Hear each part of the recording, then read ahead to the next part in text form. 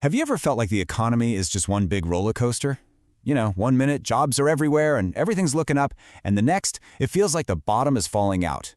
Well, guess what? That's not just a feeling. It's a real thing called the business cycle. And today, we're going to break down exactly what it is, why it happens, and what it all means for you. I mean, really think about it. Some years, it seems like everyone you know is getting a new job or a promotion. Other years, it's a real struggle out there. Or look at the stock market, these massive highs followed by these really painful drops. That, right there, is the business cycle in action. It's this constant ebb and flow that affects every single one of us. So at its very core, the business cycle is just the natural rise and fall of economic activity over time. It's this predictable, wave-like pattern of booms and busts. Think of it as the economy's own unique rhythm, its own heartbeat. So if it's a roller coaster, what are the rules of the ride? Well, it's not as random as it might feel. There are actually a few key features that show up time and time again, defining how this whole cycle works. Okay, let's unpack this. First, these cycles pop up periodically, usually lasting anywhere from 2 to 12 years. And, this is key, they're synchronous. That means they tend to affect the whole economy at once. It's like a domino effect. If one major sector, like housing, starts to wobble, it can pull everything else down with it. And this slide, this is where it gets really personal. Think about your own spending. When the economy's good and you're feeling confident, that's when you think about buying a new car or a fridge. But when times get tough, those are the first purchases you delay. But you always need to buy groceries, right? That's exactly why industries making these big-ticket, durable goods feel the ups and downs of the cycle so much more intense. All right, now that we've got the basic rules of the road, let's take a little tour. We're going to walk through the 5 distinct phases of the cycle. By following this wave, you'll get a really clear picture of how the economy moves. So this graph right here, this is our map for the next few minutes. It shows you the whole journey perfectly, from the absolute lowest point, the depression, all the way up through the recovery to the very peak, the boom. Let's dive in. Every tour has to start somewhere, and we're starting this one right at the bottom. This is the depression, or what economists call the trough. It's the point where economic activity has pretty much flatlined, and honestly, everyone's feeling pretty pessimistic. And let's be clear, a depression isn't just a bad quarter. We're talking about a long, painful period of distress, mass unemployment, businesses failing left and right, and this general heavy feeling that things might not get better. It is, for all intents and purposes, economic rock bottom. But you know, even from the lowest point, there's only one way to go, and that's up.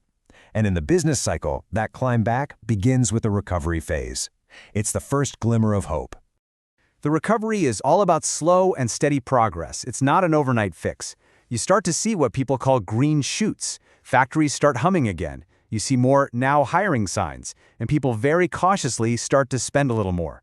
It's a fragile time, but it's that first crucial step back toward health. So after that long, slow climb, the economy finally hits its stride. We've arrived at the prosperity phase.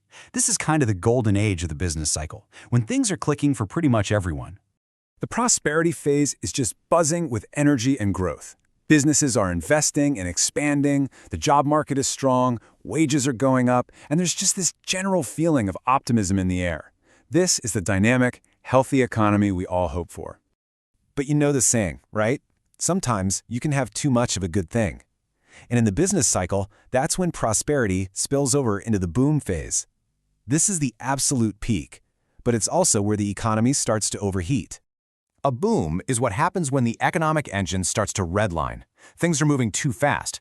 We get to this stage of overfull employment, which is just a fancy way of saying there are more jobs available than people to fill them. So what happens? Companies have to pay more to attract workers, and they pass those costs on to you in the form of higher prices. That's inflation. And suddenly the whole system starts to look a little unstable. And, just like that, the party's over. That unsustainable heat from the boom finally breaks, and the economy starts its slide back down into a recession.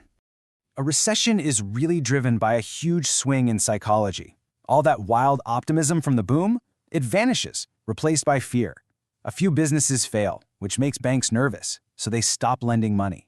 That causes even more businesses to fail. It becomes this vicious downward spiral that can be really, really hard to stop. So, we've walked through the 5 phases that give the cycle its classic wave shape, but there's one more layer to this whole thing we need to look at. See, not all cycles are created equal. They actually come in different lengths. Just take a look at this. economists have actually identified several different types of these cycles. You've got the short kitchen cycle that lasts maybe 3 years, often tied to businesses stocking up on inventory and then selling it off. Then there's the big one, the juggler cycle, which is about a decade long. That's usually what we're talking about with major recessions like the one in 2008. And then you have these super long Kondrativ waves that can last 50 years or more, describing huge shifts in the economy like the rise of the internet.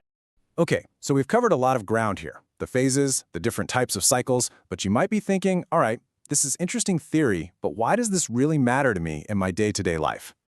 Well, here's the thing. This isn't abstract at all. The business cycle has a direct, very real impact on your life. Your job security, the performance of your retirement savings, the price you'll pay for a house or a car, all of it is influenced by where we are in this cycle.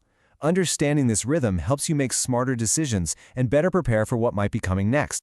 And that leaves us with the billion-dollar question, doesn't it? Now that we understand this pattern, are we just destined to ride this roller coaster forever? Or is there a way to break the cycle? Can we smooth out the bumps, manage the booms, and soften the busts to create a more stable future for everyone? That is the challenge that economists and policymakers are wrestling with every single day.